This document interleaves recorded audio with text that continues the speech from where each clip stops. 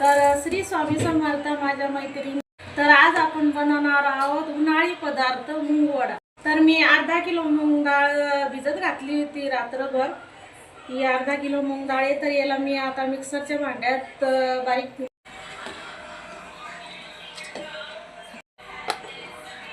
तर हे बघा, मी संपूर्ण अर्धा किलो मुगाची डाळ मी मिक्सरमध्ये बारीक करून घेतली.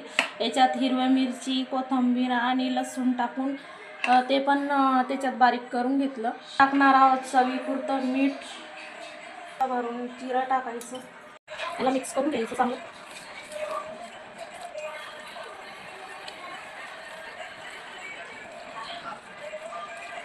इतकी भारी लागतात ही चवीला.